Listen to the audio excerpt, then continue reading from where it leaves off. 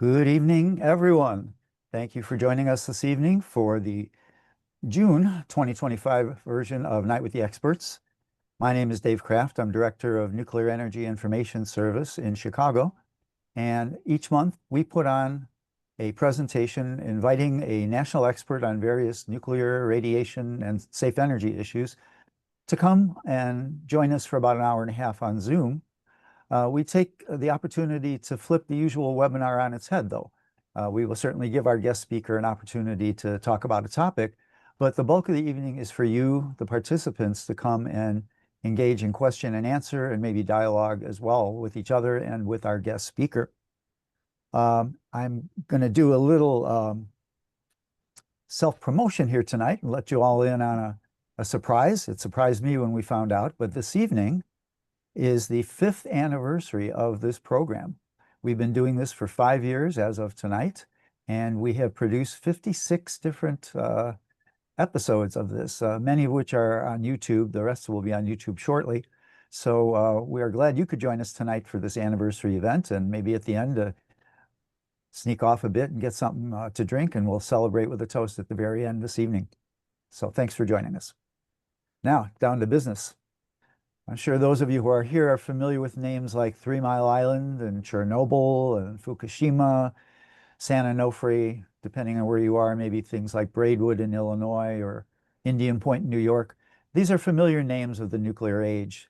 But when you get to names like Paducah and Metropolis and Piketon, people kind of scrunch up their face like I just did and say, what's that all about? Well, tonight you're going to hear about one of those places, which are equally significant in the whole chain of events of the nuclear industry, the nuclear fuel chain, as we call it, and demonstrating just how dirty this chain is from beginning until end. So I'm going to turn this over now to my colleague and board member, Jan Boudart, who will introduce tonight's speaker, and then we will get on with business. So thanks for coming. Jan, take it away. Thanks for coming, everybody. And it looks like people are still coming. I actually don't like to introduce the speaker. I think that's their job. And so what I want to tell you is how I came across Jason. I got very, very interested in Ohio when the Johns Corner School was closed, and we learned about the illnesses that the teachers and students there underwent. So when there was a conference in Southern Ohio that I was able to go to, I went to it, and my interest in Southern Ohio just increased enormously. Then it turns out that Central Ohio is getting to be, well, Southern Ohio is in Appalachia, and it is not a rich area financially. And Central Ohio also came into the picture just a few weeks ago, or it seems like it, when a small weapons company called Anduril moved in there, and all of a sudden it's a very big weapons company. So Jason has been living in Southern Ohio and has been reporting on these things for many years, and he got interested in the nuclear issue. So he's our expert tonight, and I hope you'll welcome Jason Salley. I really appreciate the warm welcome, and I'm so honored to be here this evening. And I will try to be brief and straight to the point. But my job, my role, my passion is investigative journalism. I'm the former news editor for an online publication in Southern Ohio called Scioto Valley Guardian. Since then, I founded my own publication called the Ohio Atomic Press. And we have focused a lot on the underlying environmental issues in Ohio and digging into the secrets that these mega corporations, these agencies, and the United States government itself don't want people to know. I love going and finding the dirty little secrets and exposing them and giving them the spotlight that they need and providing the communities with the information that has been withheld from them.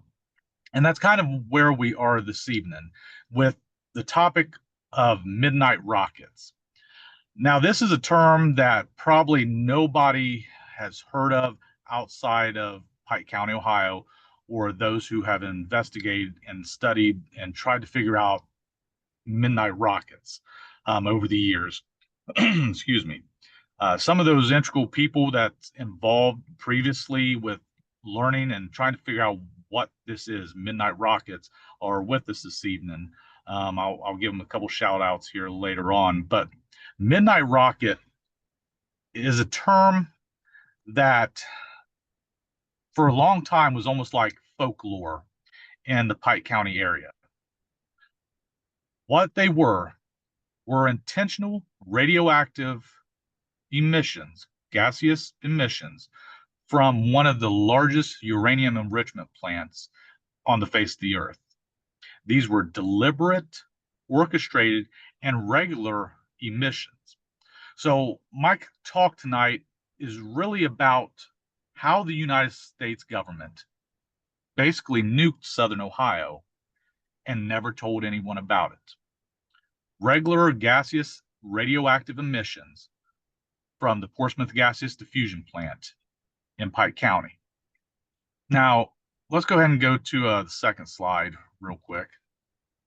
I want to kind of, if you don't know too much about Ports or the Portsmouth Gaseous Diffusion Plant, I want to kind of give you a little bit of background on it. It started in the 1950s. This was post-Manhattan Project. We are now getting into Cold War. And the Portsmouth plant was at the time the largest uranium enrichment facility on the face of the earth, with their goal to enrich uranium for the nation's nuclear weapons program.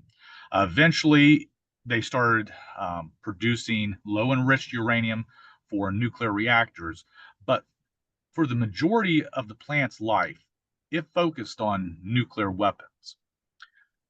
Now, currently, the plant is being shut down, and there's a massive cleanup operation, and that's a mess in itself.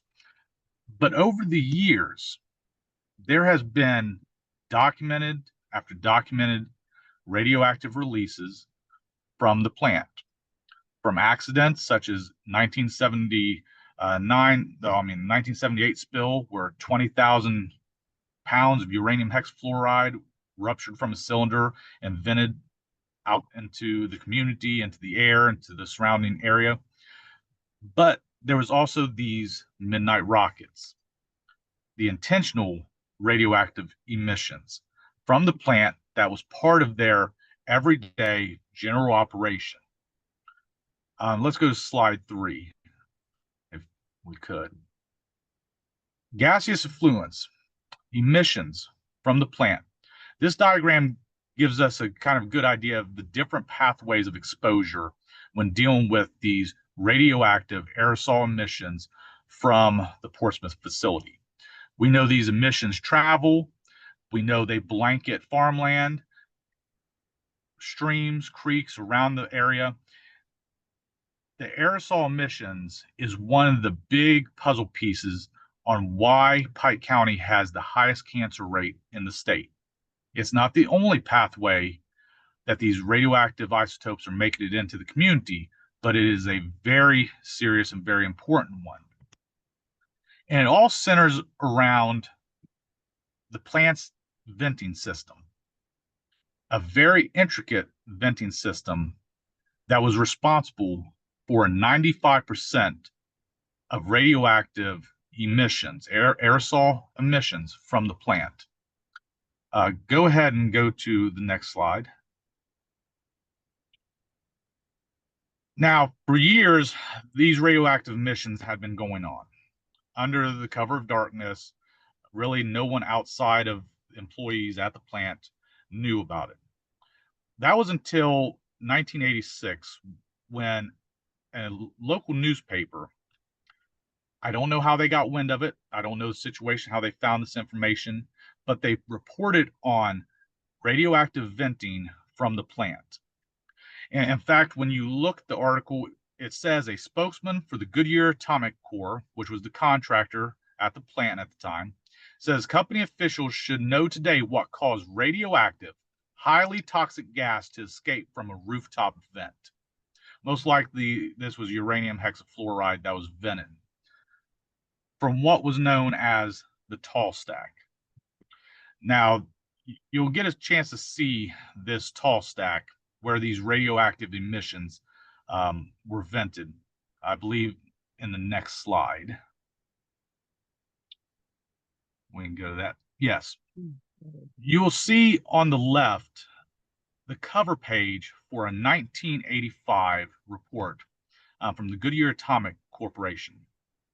This report was specifically created by a committee whose sole job was to study these radioactive emissions, be able to determine what different types of sampling they could do, different traps that might be able to collect these radioactive particles. That was the purpose of this vent committee, to study that. They weren't investigating, accidental stuff. They were investigating and evaluating uranium hexafluoride gas being vented directly from the X326 building, which was torn down completely, and they're slowly excavating the slab of it to put a data center, just an FYI, down at Piketon. But when you look at the picture on the right, you will see what looks like a radio tower. That was the framing for a 164-foot smokestack. This smokestack had 4 different venting systems interconnected into it. Each one of these vents came from the purge cascade. Go ahead and go to the next slide. What you see on the left is basically a diagram from a government report showing the entire Portsmouth Gaseous Diffusion cascade. It kind of looks complicated, but it really isn't, especially if you focus on the very top where it says X326 purge cascades. The purpose of the purge cascade was to separate out and remove unwanted light gases from the main process gases, which is uranium hexafluoride UF6. This was required for the plant to keep its general operating going. But the question was, what did they do with the unwanted gases? Well, we see what they did with it on the image to the right. From the same report, it tells us that the light gases are vented through chemical absorbent traps to the atmosphere. It goes on to say that the cascades are exhausted through the pipes that I was just mentioning into that 164-foot, 50-meter tall smokestack. Now, also in that report on the right, you'll see things such as C-Jet. This was one of the purge vent systems. Now, this one had limited filtration. And when I say limited, DOE's own documents said their filtration system had a 0 to 95% efficiency rating. So basically, sometimes it'd catch some stuff, sometimes it might not. Either way, we're seeing radioactive emissions regularly released and vented through this 164-foot tall smokestack. But there was another vent system called the D-Jet, which was the emergency purge system, which bypassed all filtration and went straight to the tall stack and was shot directly into the atmosphere. This is where we hear a lot of the possible illegal activities at the plant occurring, was during these so-called emergency purge events, where highly enriched uranium was vented. We have found documents of 90% assay all the way up to 95% assay being vented through the purge cascade into the atmosphere. Now, a lot of people will argue and contend that, okay, yes, they vented it, but these materials, heavier than air, they'll immediately fall back down. But this 164-foot tall smokestack was designed to get past the windbreak of the buildings. They wanted to make sure that this radioactive mess would hit the wind and travel away from the plant. This was all part of an orchestrated design to nuke southern Ohio and blanket it with radioactive material. But of course, DOE would never say anything like that. DOE always tells the community that there's some magical force field, some magical golden dome that keeps all the radioactive stuff inside the fence around the Portsmouth Gaseous Diffusion Plant. And if anybody believes that, I've got some wonderful oceanfront property in Tucson that I'd love to talk to you about. But go ahead and go to the next slide, because now we're starting to get into some meat and potatoes when it comes to these midnight rockets. I'm trying to paint this picture and show how this was deliberate. This was intentional design. A 1994 NESHAP report also confirmed these radioactive emissions. Some of the text, if you look on the right, you'll see that 95% of the total annual curies from air emissions came directly from the top and side purge cascades in the X326, which fed in to this tall smokestack. In fact, in 1983, 110 pounds of enriched uranium was vented in a single incident. You'll also see the logs. See, they knew about this. They never told the community, but yet they documented it. They had logs where they tracked how much radioactive isotopes, how potent were aerosoled out.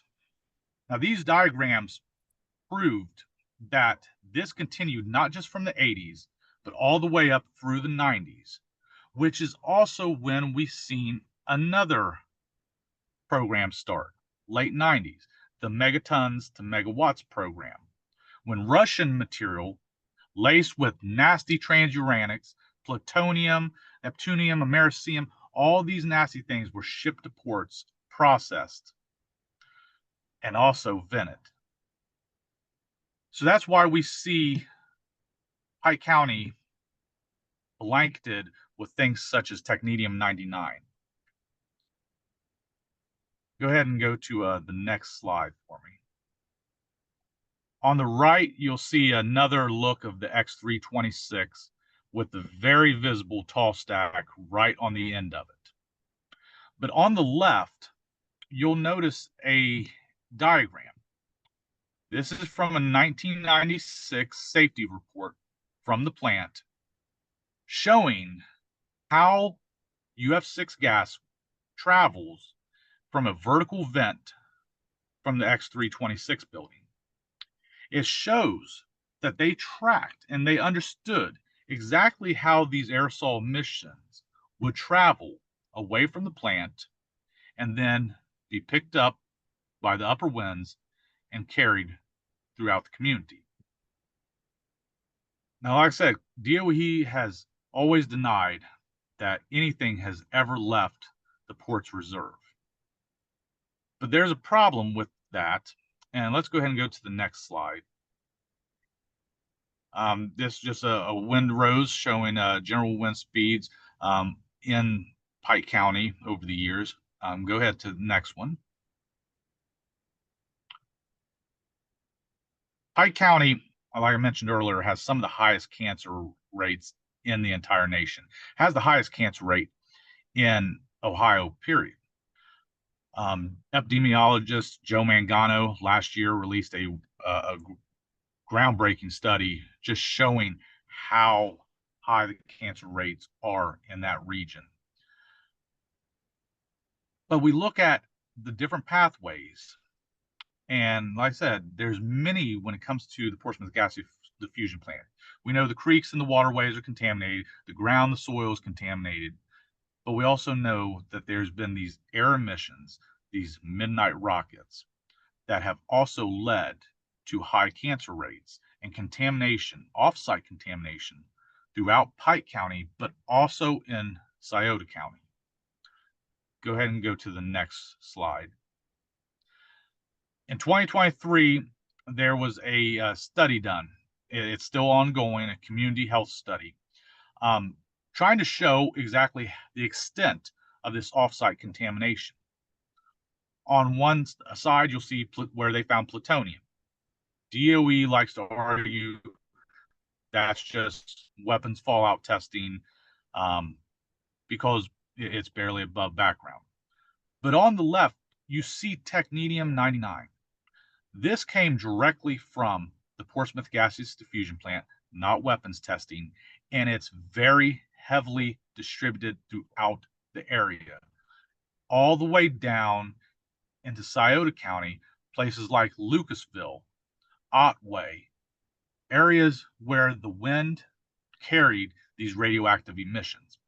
DOE's own reports talk about technetium being a problem and had been a problem since the 1970s when they started running reprocessed fuel through the cascade. Go ahead and go to the next slide. Now, I hope everybody takes a look at this. DOE always says everything is fine. I've seen Emily Stone in the chat. She gave me a T-shirt one time that said, Ohio, the soil, water, everything's fine here.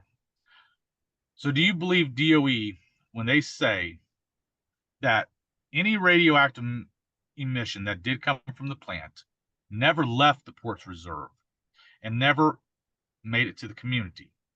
They'll deny that technetium ever came from ports. That's the lie DOE has stuck with and has told the community. But looking into the midnight rockets, we realized the lies, the layered onion of lies that's coming from the Department of Energy. And there's been so many great people that have poked holes and been able to find pieces of this puzzle that we're putting together tonight. Bobby Vaughn, Vina Colley, Press, Emily Stone, Dwayne Pullman, so many great people have found evidence supporting this and showing that DOE released regularly radioactive emissions that blanketed Pike County. Go ahead and go to the next slide for me. This is from Joe Mangano's study showing the cancer rates in Pike County. We're seeing 15% higher than the U.S. Average and also higher than all 88 counties. Pike County, it's unbelievable. I'll just kind of break from or talk right here, just speak on a personal note. I have never encountered a community that has suffered so much and it was not their fault. They like to blame smoking. They like to blame lifestyle. But when you have such a wide gamut of illnesses and cancers, rare cancers that you only see linked to radioactive contamination or in areas where there's been nuclear fallout, it's mind-blowing. And when you see the situation that happened with Zonscorn Middle School, shut down in 2019 after radioactive isotopes were found inside, neptunium, americium, enriched uranium, all found within this school. Teachers died, students died. In fact, one of my niece's best friends, she attended Zonscorn Middle School and died of a very rare form of leukemia. Right after she died, her own mother also died of a rare form of leukemia. It's heartbreaking to see what the United States government has allowed to have happened to this community.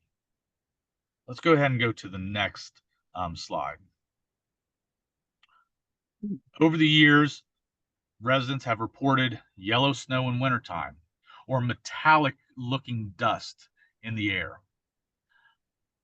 It was a regular occurrence. People didn't really pay much mind to it. Because the problem with DOE and Portsmouth Gaseous Diffusion Plant is they have exploited Pike County since they built the plant. They have banked on the community's poverty and the dangling of the carrot of prosperity in their face, saying, here we have good paying jobs, but Never mind that you'll probably be dead of cancer before you ever collect your pension. So they've took advantage of this area. When residents recognize that yellow snow, that there's something wrong, but nobody wants to listen to the community then or now, and they're left to suffer with these health effects directly related to this nuclear facility. Go ahead and go to the next slide. Back to Zahn's Corner. The sad part is that this school has now reopened as a church, and the church wants to put a STEM academy in there. So kids will soon be going back to Zahn's Corner Middle School due to the high ups in this particular church also working for the plant. And in their mind, the risk is acceptable. I'm sorry, that school has claimed lives. That plant has claimed lives. No one should be going back into that building. Just recently, Dwayne Pullman of Local 12 held a town hall down in Pike County. And one of the most profound things out of that town hall was when the local school district superintendent said that there had been no new cancer cases in the district since Zahn's Corner was closed down. That's some very damning information. Zahn's Corner is only about 2 miles, if that, from the plant. I could be wrong on the how far, but it's less than 3 miles. This building was built in the 1950s, so it had been downwind of many of these radioactive emissions over the years, as well as the big accidental releases from the plant. This just shows the extent of the contamination that has happened down in Pike County, Ohio. Let's go ahead and go to the next one. Next slide, please. This is from a great investigator. I believe he's on the chat with us, Bobby Vaughn. He was the first to discover the Pegasus system, where DOE would enter their air monitoring and all their site-specific data. He found from 2012 to, I believe they stopped updating in 2022, 2023, the site, but found 156 radioactive detects in the air monitor directly across the street from Zahn's Corner Middle School. So we've got the air emissions over time, but we also have the D&D operations that's also releasing radioactive elements. There's so many pathways in this community. But I just wanted to show that this is serious. These are actual detects, and DOE still tells the community everything is fine. Let's go to the next slide. This is part of the whistleblower lawsuit. Jeff Walburn and several others, whistleblowers, filed lawsuit against the contractors at ports. This is known Walburn versus Centrus. This is where we hear from a whistleblower talk about the midnight rockets. They witnessed it. They was there. They said these midnight rockets were purposeful, regular releases of UF6 with transuranics, heavy metals, vented directly to the atmosphere. This lawsuit goes so far as to accuse these companies of criminal activity. And in my opinion, it really is. The midnight rockets was a term that was kind of like a code word for the employees. And once word started getting out through the activists over the years, it became that folklore that I mentioned. But it wasn't folklore. We're putting the pieces together. What I'm sharing tonight isn't all the information. There's still many more pieces of this puzzle. But what I want everybody to take away from this is that in Pike County, Ohio, the United States government, the Department of Energy, mega corporations, annually, weekly, daily, vented radioactive material up a 164-foot tall smokestack and allowed it to blanket the community with this radioactive poison. Now, this lawsuit is very important, at least in my book, because you hear firsthand accounts of things such as tampering with records. The lawsuit alleges that ports regularly emitted radioactive effluents, gaseous effluents, that in excess of 100 milligrams per year into the air, exposing the community. DOE knew this, and they measured from the smokestack how far it was to the closest school, to the closest home, to the closest business. They knew this. They knew what they were doing, which also ties into this lawsuit and accusations that this was illegal operations and basically the nuking of Southern Ohio. Part of the puzzle that I'm still working on is I've found evidence of several major venting incidents. Found document where the NRC was coming down on Goodyear Atomic Corp for having too much or being in possession of too much high enriched uranium. There's been some former workers who have made allegations that in order to get out of violation, they would vent high assay enriched uranium through that smokestack and blanket the community. One particular employee that we've tried to reach out to, I don't know if any of the other groups have, said that they prevented he described it as a Chernobyl-like incident by doing an emergency purge of high assay enriched uranium. Pike County didn't need a bomb to experience forms of fallout. These routine emissions blanketed the area. And from the research I've done and what I have found, this has played into being a major part of the cancer causation in Pike County. One of the major pathways that these radioactive, these nasty isotopes have managed to get in to the community, to residents, in their homes, in their schools, and their businesses. The Midnight Rockets once were thought of as a theory and speculation, but DOE and the contractor's own documents have proven that this wasn't a theory. These were intentional radioactive releases.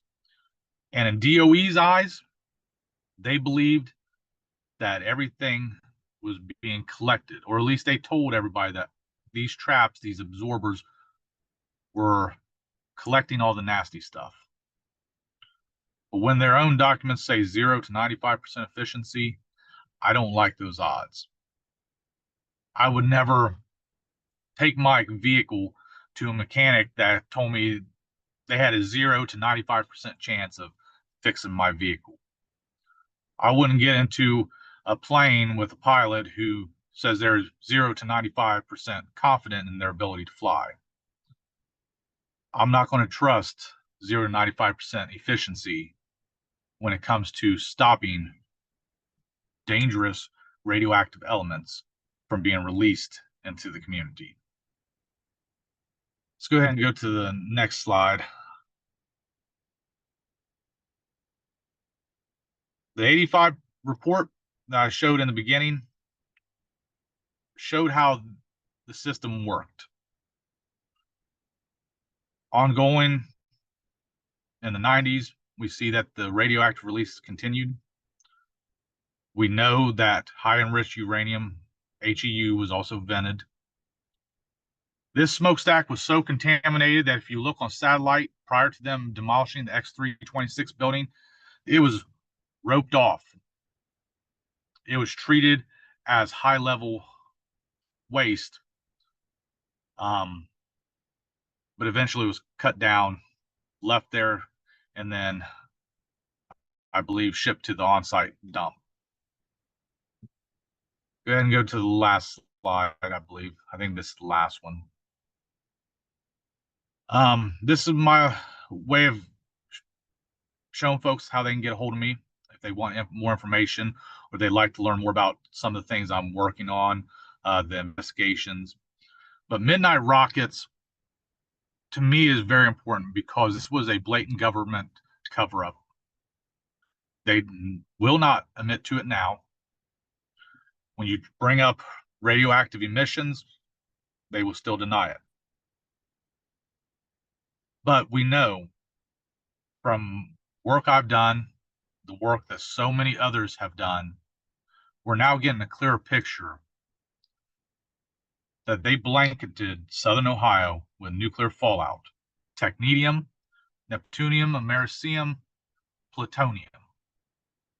Plutonium found in people's homes, attics, even dust on their vehicle. Pike County, Scioto County were sacrificed, all in the name of nuclear ambitions for weapons and reactors. But if anybody would like to reach out or learn more about things I've worked on or the projects, or need to ask questions, my contact information is on the screen. Make sure to check out the ohioatomicpress.com. We handle a lot of serious topics, nuclear industry, but also really all things environmental in Ohio. But it seems like in this state, at the end of the day, all roads still lead to nuclear in the Buckeye State. But I appreciate everybody, and I'll turn it back over to the other hosts. And if anybody has any questions, feel free to ask me. Thank you, Jason. I'm sure that your information is quite a surprise to many of the people on tonight's call. We get viewers from all over the country and sometimes from other countries as well. So really want to appreciate you coming on and presenting. We're going to move to the next portion of the evening, where you folks who are in attendance will have a chance to ask questions and dialogue with Jason. I will remind folks, though, we do record the event. So if you don't want to be on camera or you want to be anonymous, you can take your name off of your view screen there, or you can shut your camera down. It's up to you, however you want to do it.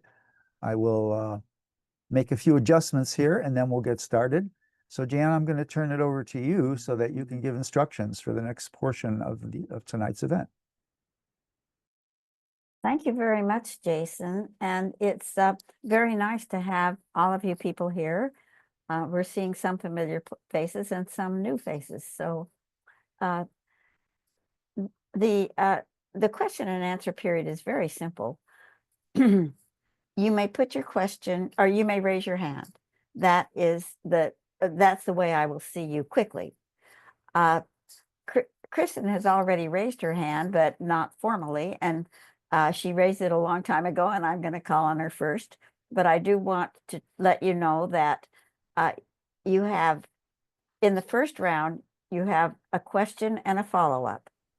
And if you want to make a comment, you will be limited to 3 minutes if you make a comment.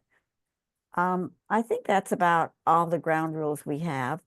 If you want to ask a second question and we get done with all the questions and Jason wants to stick around, we will go on until he gets tired or we all get tired. Anyway, it's scheduled to end at an hour and a half, but sometimes it does go over, and usually the speaker is amenable to staying on for a while. Anyway, we're going to call on Kristen first. She raised her hand, and So Kristen, unmute yourself, please, and ask your question. Okay, thank you. Jason, thank you so much for what you're doing. I also come from Appalachia. I'm a Kentucky native, a first generation college person, and all my first and earliest work was on nukes. And I wanted you to know, in case you don't know, I've worked a lot with atomic veterans, and virtually all their claims have been denied. So even the people who sacrificed their lives for our country, uh, and who are dying and who've mostly all now died, they've been hurt. So thank you for all you're doing. But I know from a lot of court cases in which I've been an expert witness, the way to beat these people is to have publications in journals. Are there any epidemiological studies that have been published in referee journals? Because that's the linchpin to getting these people. Joe Mangano has been very integral, and his studies have been used, and I believe in the current lawsuit that's pending. Can't quote me on that. A lot of Joe's stuff, though, is not in referee journals. It's Yeah. just his, and see, that's a problem for the courts. And I say that not to be critical, but just because these guys are brutal and you can't give them an inch. And so you've got to have somebody else vouching for the credibility. Well, this has kind of been my personal idea of a type of study that could be done, because we know what DOE, we know what the Ohio Department of Health likes to contribute to cancer to in Pike County, and that's lifestyle. Well, I had an idea, and it'd probably be a far stretch, and folks can chime in and let me know what their opinion is. But an epidemiological study on a population where you exclude those lifestyle factors. This community won't be smoking. They don't use alcohol. You're removing these things that they say is a cause of the high cancer rates. And we have a very large Amish population in Southern Ohio. To me, that's a very pure demographic to study. That's very underreported. It's very difficult depending on the community, but it's not impossible. And to me, it kind of gives you a pure baseline. If you're seeing high cancer rates in a population who depends on agriculture, locally sourced produce and other items, maybe we could see and be able to prove that, yes, this is directly related, because these people are not involved in the smoking and the drinking. What's their excuse now? What reasoning do they have when you remove those lifestyle factors?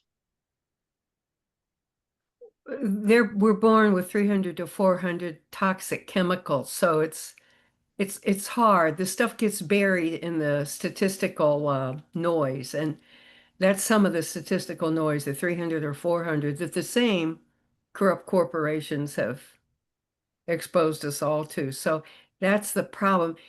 I don't want to take any more time, but just to suggest, and forgive the suggestion, but could you go to University of Cincinnati Department of Public Health, because they really do have a long track record of doing pro bono work.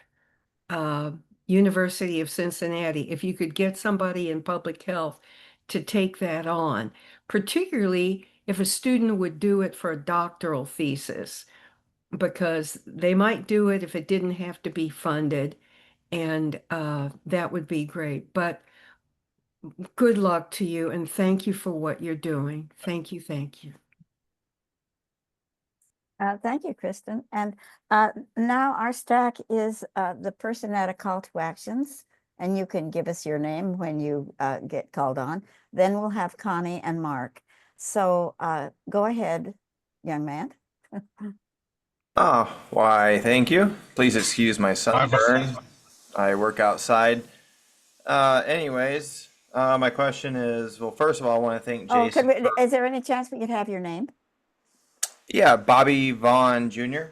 Oh, you're Bobby. Okay. He said you were here, but I didn't see your name. All right. Yeah, we've been working together for a couple years now on this Piketon case. First, I want to thank Jason for his commitment, his I'd say courageous endeavor on his mission, and he's really kind of the face of journalism when it comes to the Portsmouth case currently. And I just want to give him a big high five for that, first of all. But a question here so that others can hear. If others aren't familiar with the Pegasus system or the Portsmouth Environmental Information System, that typically at the time before we exposed it and brought it out to the public, it was used typically for the plant and their contractors for use in their environmental sampling, so they can keep data on what radiological and chemical defects were being found in different locations. So my question is, now that Pegasus is actually coming out into the open sphere, I'm wondering how long we'll actually be able to trust the data in Pegasus. If Jason has a comment on that, because in the past it has been useful, but it has been coming out now, and now that they know that we know about it, if we're actually going to be able to rely on it. I would say no, we wouldn't be able to, because I was on it not too long ago, and it still does not look like they have updated anything on the website. And right now, right off the beginning, I don't trust ODH's data in their system as well. We know over the years, you know as well as I do, that they have whitewashed their data. But also at the same time, these monitors also are just still giving you that snapshot. DOE will still not take into consideration long-term exposure to these, low ionizing radiation for 30, 40 years, or however long the average lifespan is for someone in Pike County. They're not taking into consideration that. But no, I believe it is beyond imperative that we have real-time, constant, independent sampling and monitoring. I do not trust ODH. I do not trust the EPA's monitoring, and I definitely don't trust DOE. But for some reason, these agencies believe that their word is gospel. Same way when it comes to drinking water. I don't understand why they will not test Pike County's drinking water for beta emitters, but they'll rely on whatever DOE says. DOE says, oh, we don't have no beta emitters in our water here plant side. Well, EPA goes, well, okay, we'll agree with you, and we'll never test it. So there's just so many gaps in information, and I believe it's purposeful. So, in short, to answer Bobby's question, no, I wouldn't trust it. I believe we need constant independent monitoring in Pike County. I'd have to agree with that, and I believe that you and I both know at least a couple of individuals that are willing to do that type of independent monitoring. I really doubt the Department of Energy is in a place right now to actually do their own independent oversight or independent investigation, like they did back in 1999, where the Midnight Rockets were exposed. They're not going to do independent investigating right now, especially at such a critical time. So it really is up to us right now. And anyways, thank you, Jason. I appreciate you. Thank you. I appreciate you too, Bobby. Thank you very much. So we'll ask Connie to state her question. Thank you for being here, Connie. Thank you. Thank you, Jason. Jason is young, but he's like an old-fashioned investigative reporter, and hardly any of them exist anymore. I have two quick questions. I'm not sure if you'll know them or not. Know the answer. Is the Walburn lawsuit the one that Dr. Ketter will be involved with, excuse me, as an expert witness? No, I believe it's the McGlowan. I'm probably butchering the last name. It's the McGowan or McGlowan lawsuit. It's the one that's still for just the community. These are a lot of fence liners. Also, some of the parents who've lost children are also involved in that lawsuit. Far as I know, I believe the Walburn lawsuit was dismissed, and I think the I'm gonna butcher their name, McGowan or McGlowan. I believe that's the only one that's still active. That was my understanding. That I was surprised that you brought up the Walburn because I thought it was dismissed too. And then do you know how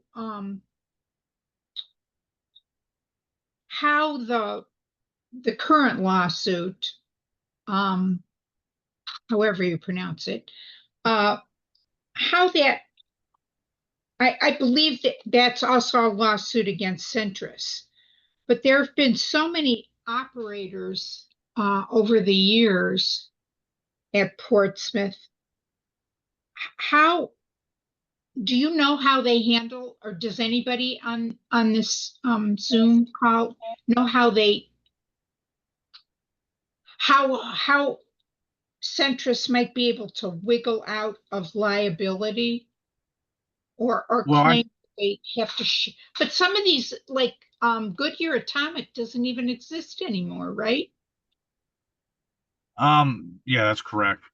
But a lot of them, that Centrus is the primary one mentioned on there, but there is also other subcontractors, Jacob Betchel and Mid American Conversion. They're also listed in there as well. Basically, it's every contractor who is currently at ports. I don't really know the answer to that. That would be an attorney question on how they can go back retroactively. Because I'm facing a similar situation and fighting over the old Wherever facility in Chillicothe. They went through and was butchered multiple times in a 20-year period by several companies, and then those companies no longer exist. So who has the liability? That one I really can't answer. That's a legal question. But I'm very interested to know that as well. Well, thank you. The Walburn lawsuit, that was Chicken Jeff, wasn't it? Yeah. Yes, it was. And it's been Yeah. dismissed. Yes, I believe it's been dismissed. Mm. I think they're able to refile, and I think they're still currently working on that. But I'm not really sure. I would have to actually talk to Chicken Jeff. Well, it's really a matter of whether they can afford to keep pursuing it. Okay. Well, for me, with the Midnight Rockets, I'm hoping that if they do file, the new evidence that we're finding helps to back that and showing that, yes, these were intentional radioactive releases. And we're still seeing the fallout with this independent soil testing. I showed a couple slides of some of those results where we're seeing technetium spread throughout Pike County and all the way down into parts of Scioto County around Otway and Lucasville area. Yeah. And I understood that technedium was really material in the illnesses at the school. So let's call on Mark Lindholm. Hi, everybody. Thank I have kind of general questions. I worked with an environmental and engineering company and didn't have too much exposure to radioactive stuff, although I did work on a Superfund site in West Chicago, which was rare earth processing and, all that kind of stuff. I think that's now been completed, but, I'm suspect I wouldn't buy property down there. And maybe my question is not only to Jason, but to David and all of you.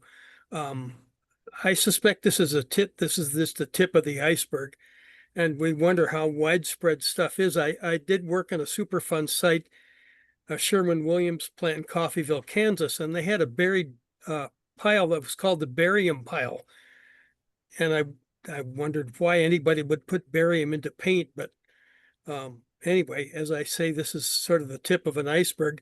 And I wonder if we could put together a map to show where things like this are happening all over the country, because I'm sure there's a lot of it. And I don't really think there's any PPE that could protect people working on this stuff, but those are my questions. And thanks, Jason. It's interesting to hear your story. And David, questions to you too. So anyway, thanks everybody. Good to meet you, Mark. Well, we're seeing a lot of that even in another place, Lucky, Ohio. This is a former the DoD site that's been cleaned up 3 times, and they're still finding radioactive isotopes in the drinking water. The EPA just did their own independent testing after the Toledo Blade did their own damming report showing all kinds of nasty stuff in their water supply. Because this plant was, during the Manhattan Project, was a beryllium factory, and then they did a couple different radioactive things. I know there was a manganese factory in there for a while, but eventually it was shut down and cleaned up 3 times. But yet, people are still getting sick in Lucky, Ohio, and they're still finding the stuff in drinking water. The same as they're running the same scam in Pike County that we're going to clean this place up. But unlike places like Fernald, where they want to make a game preserve, no, Pike County, they're cleaning up a site just to make it dirty again. It's now the new nuclear hub for the world right now. All eyes are on Piketon when it comes to nuclear, from the HALU production all the way to Oklo wanting to put their 2 SMRs down there, and then just add a hydrogen plant, a couple data centers. Just nothing to see down here. It's beautiful. Come on in. The air, water, soil, as I see Emily down there, as she would say, it's all fine right here. There's some amazing pictures of the Centrus plant that does the enrichment. So we'll call on Dave. Yes, thanks. A couple of questions that came up when I was watching your slideshow and listening to your talk. Maybe you can clarify. 2 short ones to start with, and then if anyone else has questions, we'll go to them first. The first is if you could describe the cleanup that was done at the school that you say are reopening. How extensive was it? Who did it? To what level was it cleaned? And then my second question, you mentioned that there were security personnel on the rooftops during some of these releases. Now, Joe Mangano is a pretty thorough guy, and I'm wondering if anybody has bothered to track down who these people are and what their health circumstances might be today. So those are my 2 questions to start with. Well, the first one is on Zon's Corner, and I tell you real quickly the amount of cleanup they did. They bought the building. It was put up for auction. Nobody else bid on it except this church. I've investigated this church. It's very serious because you have a major DOE contractor who funded this church, gave them $25,000 to buy a new church, which happened to be the down payment that they needed for the auction. And it just so happens that the pastors, the executive team, all work for the plant. They're all contractors, all employees. The assistant pastor is a rad tech. And in their mind, the levels that are being found by DOE in the school are acceptable. So to answer who cleaned it up, no one. It's still the same as it was the day they shut it down. And a rather cynical follow-up to that is in your slide, there was a chain link fence with a radiation symbol on it. Did they bother to take that down when they made the sale? Yep, that chain link fence is down, and if folks go to my Facebook page, they can actually see the Sunday service schedule on the sign now. And what about the workers then on the rooftop? Yes, I know there's some of them have reached out, but I don't know if anybody has ever actually studied their health conditions and made try to see who all was involved. Same way with the 78 spill. It's known who some of the workers were that was present during that massive release. But I personally haven't done it. And I don't know if anybody has made that list or reached out to them previously. Over the years, there's been so many involved, and even now, Dwayne Pullman, Emily Stone, who's in the chat, they're working on some major things. Vina Colley, her work over the years was very integral in helping to expose a lot of this as well. So I haven't looked into it personally, who exactly the workers were, but I believe there's been some, but I don't think a study has actually been done on their health. I'm just gonna kind of root my way into a third question, which I know is illegal, but I'm going to do it anyway. As many on the call here know, over the last 2 years, the issue in Congress has been about the legislation called RECA, a Radiation Exposure Compensation Act.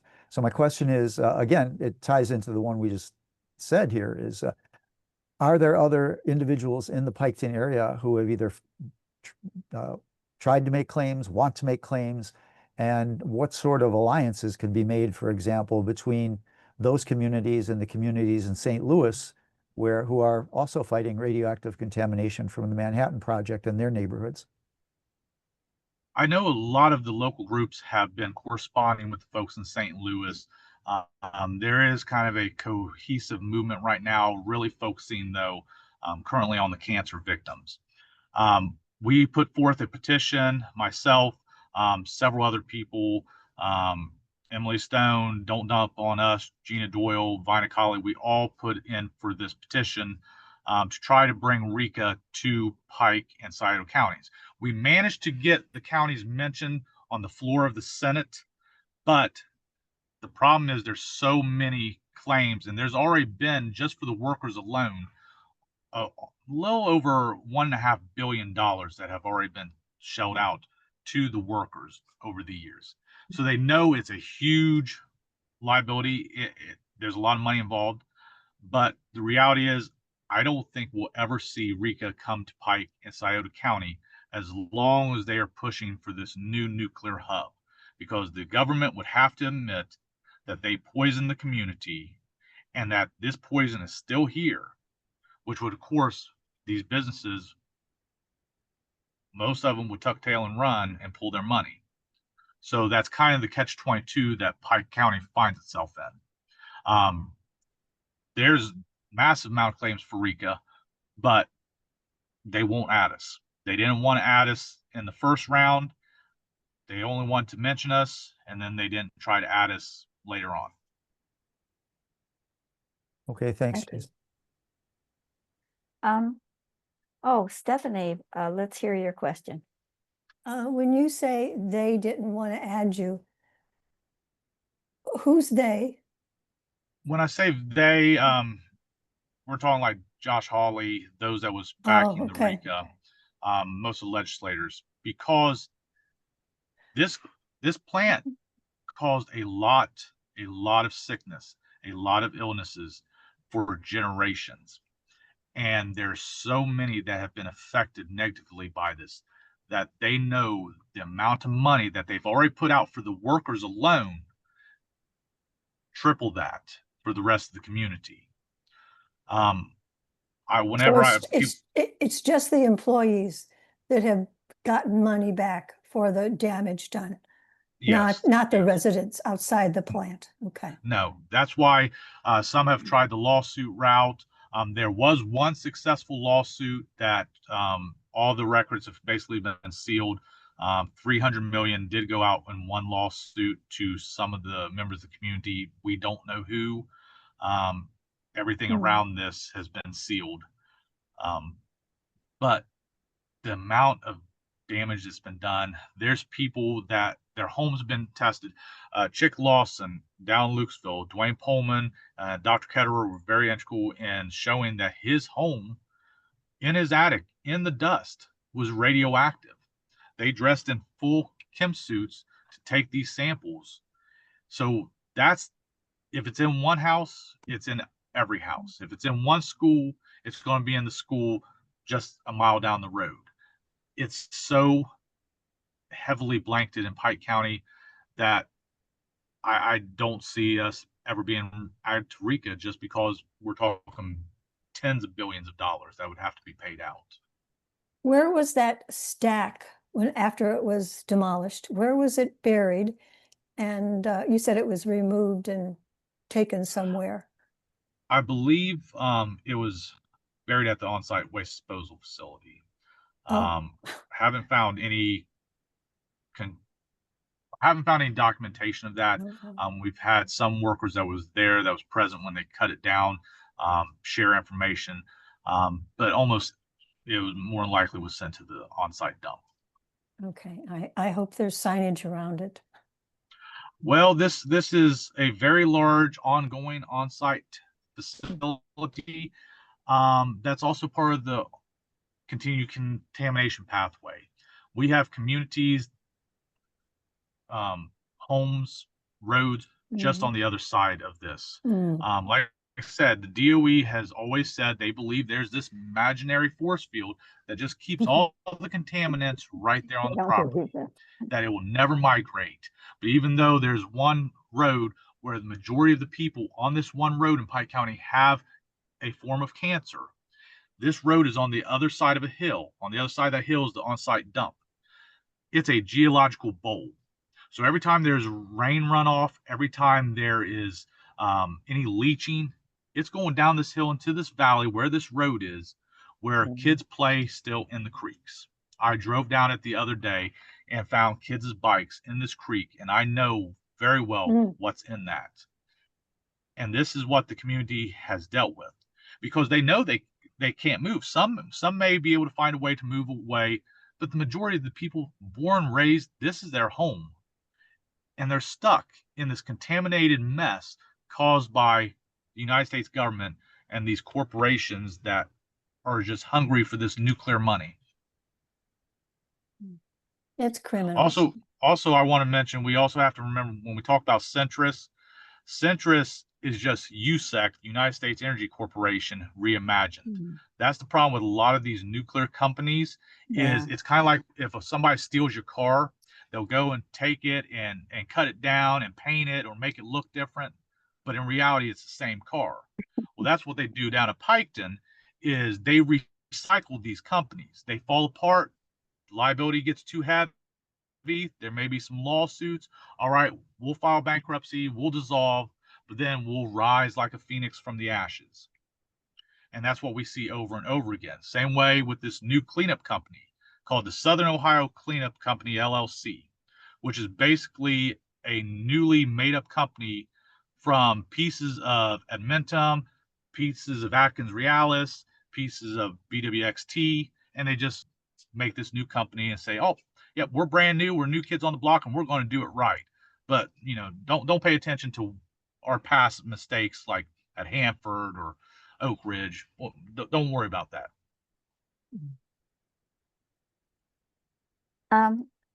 So I'm hoping that I'm not trying to put pressure on Emily, but I wish that at some point you would say a word or two. I'm trying to give you a warning that I want to call on you later. I hope you're still there, Emily. But anyway, right now we're going to call on Carolyn Kroom because she's got her hand up. Hi, thank you, Mr. Salley, for speaking. Really appreciate it. And I was just wondering, I don't know of any study about what's the most contaminated radioactive site in the United States, but this sounds like way up there. Do you have an idea of I mean, I know Hanford nuclear site's really bad, but do you know what, have you come across anything that talks about radioactive contamination? And apparently this is also the heavy metals and other toxic chemicals too. So I don't know how to characterize what I'm asking, I guess, but just wondering, maybe just talking about what would be the worst Superfund site anywhere in the United States. Do you know where Ports is in that kind of characterization? Well, I don't believe there's a ranking of where ports would be, but I will kind of use this analogy and let you kind of make your own determination. We have to remember that this site opened up in the early 1950s. At one time, it was the world's largest uranium enrichment facility. Two of the process buildings were largest uranium enrichment facilities in the world. You can kind of suspect that we're going to have that type of, there's places that are more contaminated because they've handled more plutonium. Because they've handled what? I think But you're at the same time, plutonium was handled. Okay. I was saying that Hanford and some of these other places, they handled more plutonium than Piketon did. But it's still a massive site that was enriching weapons grade material. We know there's technetium, americium, neptunium. There's all these nasty transuranics from ports. And in my opinion, it is one of the most contaminated sites, really probably in the world. But where it ranks compared to Hanford or how Fernald was before they cleaned it up, it's really hard to say. I just try to tell people, think of it this way. At one time, it was the largest facility in the world that enriched weapons grade uranium. Think about the consequences and the how toxic and contaminated that site would be. Thanks. I'm so sorry about all this. It's really tragic. Yeah. Alfred, would you? This community's been sacrificed. Yes. I'll say that if anybody takes anything away from anything I've said tonight, realize there's a small community in Southern Ohio that was sacrificed by the United States government and the United States Department of Energy. If you take anything else from anything I've said, remember that this was done to our own brothers, sisters, neighbors, kinfolk. This is reality of what's happened with the nuclear industry in the Buckeye State. And it's coming again. We're about to get round 2 of it if Centrus gets their way. They want 14,000 centrifuges up and running, rock and rolling, commercial HALEU production, and they are working towards that at light speed. They're already beginning the process of building these new centrifuges at Oak Ridge, at the facility down there. They're just waiting to be able to install them at Piketon. So sorry. Okay, Alfred, you're Thank on. Yes, well, Thank you for your, go ahead. I wanted to thank Jason for the very important and very discouraging or very cautionary words. To me, it's just another example of how the Manhattan Project, the military imperative of this country, has run roughshod over public health and public concerns about our well-being. I see the U.S. as driving the new nuclear arms race, and I work with Physicians for Social Responsibility, and we're doing all we can to bring out the health impacts of all these endeavors, because I think that the study of the effects of ionizing radiation has been hijacked by the military. We are not getting the true story of what this is doing to us, and this is what you're referring to. So thank you very much for your good work. Thank you. Thanks for the comments, Alfred. And I'm going to call on David again. So, and I'm going to raise my own hand because, okay. David, go ahead. Okay, thanks. Indulge me a minute on this one, Jason. One of the problems that all of us face nationwide is finding allies who have some kind of clout or who have some kind of voice that people will actually listen to. And regrettably, the only voice that does get listened to largely is money. Now, I bring that up in the context of where Piketon and Portsmouth are located. And I went back and looked at your wind rosette in your slideshow. And if I'm correct, the predominant flow is from the northeast to the southwest. Would you agree with that? Yes. Okay. The reason I bring that up is because in that direction, is Lexington, Frankfort, and other northern Kentucky communities. And one of the things that Kentucky prides itself on is the raising of thoroughbred horses. I raise that up in the context of money, and I'm just curious if anyone has talked to these folks to see if there are any anomalies with their horse breeding capacity, or even just suggesting that possibility might be there. So I'm just raising this as a path to pursue if you might want to take a look at it.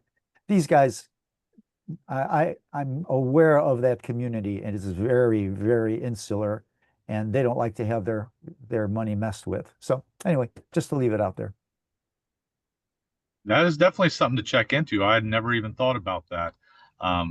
But there's a lot going on in Kentucky too. Paducah is a mess as well. We Yeah. need a mint julep budget line. What did you say, Alfred? We need a mint julep budget line. Oh, okay. Well, my question is, well, in the first place, I can't imagine breathing uranium hexafluoride. It just sounds like the most awful stuff to get in your body that I can even think of. Maybe hydrogen hexafluoride, or, well, anyway. But what I can't understand is, why do they release already enriched uranium hexafluoride? Once they enrich it, the next step is to go to a facility, and I think turn it back into something, get it out of the hexafluoride state so that it can be made into fuel. And of course, Kristen is the authority on all of these different stations in the fuel chain. So why would they release it if it's enriched? Well, one avenue I'm looking into where I'm hoping to really prove criminality is I found an NRC violation where the plant was in possession of too much high enriched uranium. And their way of bringing those numbers down was to vent it. The other reasons would be, at one point in time, there was two separate lines running through the cascade. You had USEC running low enriched uranium, but you had DOE still playing around with the weapons grade material. And some of the reports, specifically, I believe it's a 1996 safety review, it showed that 80% of all the radioactive emissions were from the general purging of the cascade, just venting, as I mentioned throughout the presentation. But then there was DOE's project. As the plant started to get away from producing weapons grade material, they had to clean the cascade. They had to begin purging out and removing all of this high assay material. Well, as part of that, high velocity venting, pushing that material out of the cascade lines. That's what I am finding when it comes to the higher assay, that a lot of it happened late 80s, early 90s, as they was trying to switch and get away from producing the weapons grade, just back down to reprocessing, reactor fuel and low enriched uranium. So there's a couple different reasons why we're finding the rationale for the venting, but most of it, I believe, centers around operational, just purging the cascade, kind of like a tea kettle, as it needs to relieve some pressure. I had one guy that he claims, he was a former employee. He claims that they vented through the emergency jet one night to prevent what he called a Chernobyl incident. And I've been trying to dig into that. We also do know that, in, I believe it was 98, we had the fire in the X326 building, where right near this general vicinity, we had multiple cells erupt into a nearly 100-foot fireball due to exothermic that set a chain reaction, set the building on fire, and burned a lot of the cascade ventilation systems. DOE claims no radioactive emissions were ever released in that, but Yeah, right. let's be honest. You had been running weapons grade material through this, and then you saying, oh, everything's just fine. They said just a little bit of oil burned, nothing radioactive. And that's always been DOE's go-to. Everything is fine, but yet they put the evidence in their reports, release the reports, and bank that the general public will not sit there and sift through a 300, 500, or 1,000-page report. And they bury it right in the open in plain sight. Yeah. When they do get caught, they can come back and say, oh, no, we did tell the public. Here it is. Everything they do at Piketon, for the most part, they do it in the open, just hoping that everybody just looks the other way. Sleight of hand trick. Yeah, these things are very hard to read. I spent 2 days reading the results of the last SCOTUS, and it's very difficult for us non-lawyers to work through that stuff. Yeah. And they bank on this. Oh, of course. Yeah. Same way they do with our budget. Yeah. So I had another question about the Scioto River. I had heard of the Scioto River because I went down there for that conference. Don't fish in it. I'm no fisherman anyway. But where does the Scioto River go, and where would you expect the contamination in the Scioto River eventually to end up? Does it go into the Ohio River, and then what? It flows directly into the Scioto flows into the Ohio right at Portsmouth, and then of course the Ohio flows down into the Mississippi.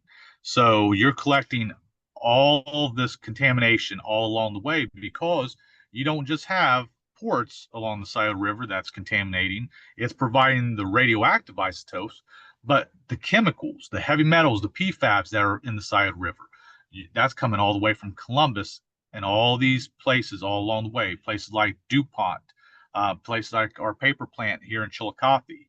So when I said don't fish from the Scioto River, I say it jokingly, but in reality, they have found plutonium in fish in Little Beaver Creek that also flows into the Scioto River directly from the facility. We know that in 1978, when they had the spill where 21,000 pounds of uranium hexafluoride was released, when a cylinder ruptured, 1,800 pounds of that flowed into the Scioto River. So it's very toxic, but it flows directly into Portsmouth. Portsmouth is that hub, that port, literally, where the Scioto meets the Ohio, and all this nasty stuff flows on down the river, down to the Mississippi. Well, it's very interesting for me to realize that they would release highly enriched uranium hexafluoride to avoid criticality, because they had to get it out of there. Okay, Yeah. That's really something. And then, can I go on? Does anybody else want to say something? I was interested in Joe Mangano's study, because I might be getting it mixed up with his study over at Palisades, but I thought, he uses public records to make his conclusions. And I thought he found that before the Department of Energy and the War Department came into Southern Ohio, their death rate and their cancer rate was below the national average and below the average in Ohio. It's been slowly climbing over the years. Yeah. And I talked with Dr. Chris Busby. Did you? He told me, when it comes to the cancer studies, I told him the situation in Piketon, which he's well aware of it. He's been there. He told me to look into child mortality rates, the infant mortality rates. Those help narrow down to events such as the 78 spill. Did we see an increase in infant mortality in 79 and 80? That ties in. When it comes to the cancer statistics, you're looking maybe a decade before we start seeing those numbers come to fruition. So what we're seeing now could be the effects of the megatons to megawatts program in the 90s on top of now the new D&D. So it could be a culmination of both legacy as well as new and current contamination. The new Um, D&D, wait a minute, what's D&D? The demolition at ports. Oh, The okay. that is the demolition and demolition. Oh, I Where see. and they're getting ready to start on one of the other process buildings. I believe they already been removing the asbestos panels. And of course, everything, when we talk about demolition at ports, everything is open air. Even when they took down the most contaminated building, probably in the state of Ohio, the X326, it was all open air demolition. So as today, we've had thunderstorms. Well, all that stuff is getting kicked up, spread out. So we're dealing in Pike County with this layered onion that is both legacy, current, and then the future is looking bleak right now because we're seeing radiological discharges from Centris's outfalls. We're finding nasty stuff, enriched uranium, technetium, plutonium in their outfalls. So Pike County kind of goes back to a previous question. I do believe it's one of the most contaminated locations in the country for a simple fact is you have this onion effect. You've had multiple layers of operation. You've had, over the years, you had weapons grade material, you had low enriched. Now we've got, how are you being produced? We've got the chemicals, we've got all this stuff. And to me, being from Southern Ohio, being from Appalachian, I find it very offensive because I know what they've done. They rammed it in here because they knew they could. Pick the most rural and one of the most poor, just call it what it is, one of the poorest counties in the entire state of Ohio, and we're going to put this massive nuclear facility in your backyard. They knew what they was doing, and now we're seeing the effects of it. But luckily, we're finally seeing people standing up and say, I'm tired of seeing my family, my neighbors, my friends dying of cancer. And the community is finally starting to get that voice that enough's enough. But at the same time, same situation is being rammed back down their throats once again with Centris, with Oklo, with this new hydrogen plant they want to build down there. And the people that want to put a data center on the slab of the X326, it's mind-blowing. And it's really hard to wrap your head around why clean up a site to make it dirty again. Why you didn't deal with the past, but yet you're ready to put more junk from the present and the future on top of this. It's just, I don't see anything good for the folks in Pike County. And I see Connie nodding her head too. It has gotten to be 8:20 or 8. I guess where you are at 7 or 9:29, and I see Kristen has another contribution. Do you want to go on, Jason, or are you getting tired, or do you want to continue the discussion? I could do a couple more questions. I'm actually in the car because I have kids in the house with summer break, so I had to find that my little Zen bubble here. So it may be getting harder and harder to see me. So okay. So I'm gonna ask Kristen to make her next contribution, and then we'll call it a day. Okay, go ahead, Kristen. Oh, you're on mute. Sorry. So sorry. Jason, I just wanted to make a suggestion. I grew up not far across the line from where you did, and I know because of a postdoc in hydrogeology that the prevailing direction of the winds is toward the northeast. Now, there's some hours of the day because the wind speed and direction changes at different hours of the day, but the prevailing direction is toward the northeast. So if you guys were looking for folks who would be hurt most, given that prevailing direction, it would be towards the northeast. It would not be back down into Kentucky. And the other thing I wanted to suggest that might be helpful, I don't know if you've thought of this, but when you're dealing with gaseous diffusion, the most dangerous isotopes are the uranium 233, 234, 235, 238. And those half-lives are all hundreds of thousands of years to hundreds of billions of years. So that stuff's going to be really hard to clean up, and the half-life is so blasted long. But that might be a place to look for signatures, all those uranium isotopes, just a suggestion. So I don't want to keep you longer, but thank you again. And I don't want to discourage you, but there are hundreds of sites all over the US Yes. like yours, and the pain is widely shared in every rural community in the United States. And the same lies are told, and everywhere they vent because it's cheaper and they run a sloppy business. So keep doing good. Keep doing good. You represent the best of what we are as a people. Thank you.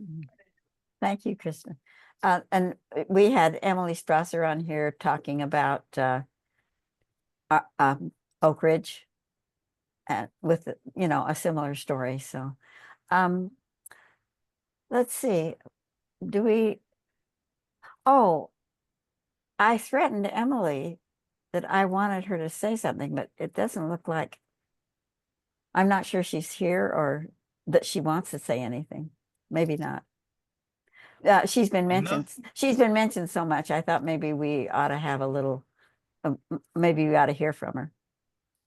But also, I want folks to keep in mind also about Piketon is another issue, and you can go to Google Earth, look at ports, look at Piketon, and you'll see what I'm talking about.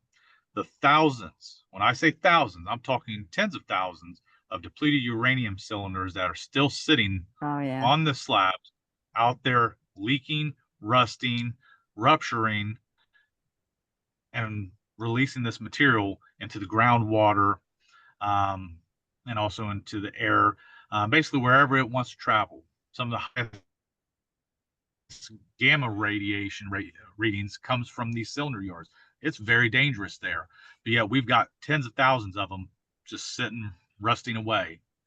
So if you get a chance, it's an interesting Google Earth search. Could we have one more last question?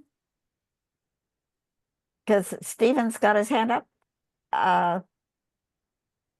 Stephen, make it quick. Make it quick. Sure. It's a general question. I'm Stephen Sondheim. I live in Chicago. I was born in Cincinnati.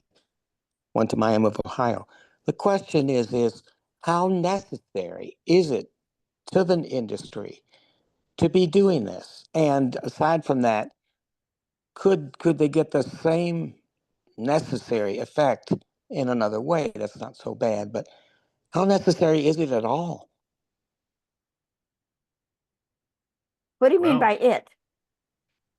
All these bad things that are happening at Piketon, all this production and waste, and how necessary is it? Or are they just doing this? Okay. Is it necessary for the nuclear industry? Now And it's the HALU now. Yeah. And they consider it super necessary. If they consider it a national security. We've got to have HALU. We've got to be able to supply all these new advanced reactors. We've got to beat the Russians. We're living in 1950s all over again. I wasn't alive during that time period. From what I've read, this seems to be the twilight zone. And it's the same lies, the same propaganda, just with a new spin on it. Because we can look at it two different ways. We can look at it from an environmental factor. We've got to have nuclear. We've got to be carbon free by 2050. And then you got the other side. Oh, we've got to do it for national defense. We can't let the Russians have this. We can't let the Chinese have this. It's the same propaganda, same vehicle, just different paint job. Okay, I'm going to turn it back over to Dave to bring this thing to a close.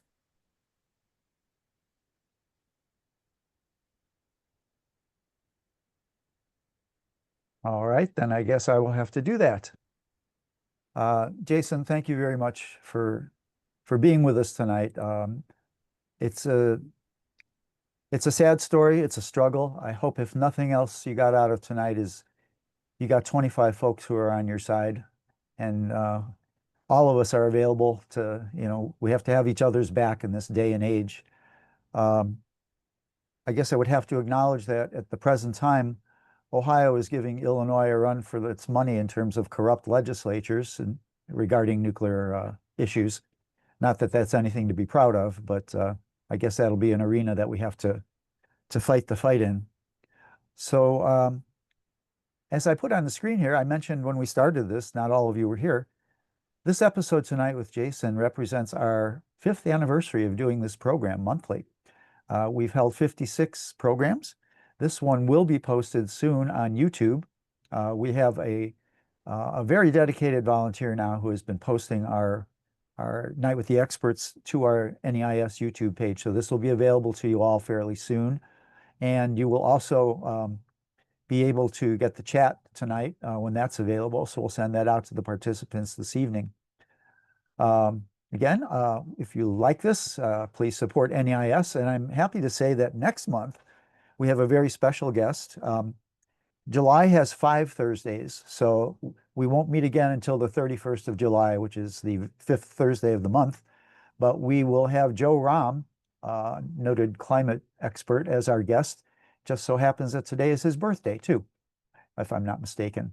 So please join us for that one, and bring guests. There's nothing wrong with sharing the link to these programs and get other people involved. Certainly send these program links when they're available to reporters, to legislators, anyone else you feel who needs to hear these issues. So Jason, again, thank you so much for being with us tonight. Really appreciate what you are doing, what you have done, and your many colleagues who joined us tonight too. We're very grateful to have them aboard. So we hope to see you all in a month's time. In the meantime, stay cool for the summer, and we'll see you in a month. Thanks for being with us. Good night.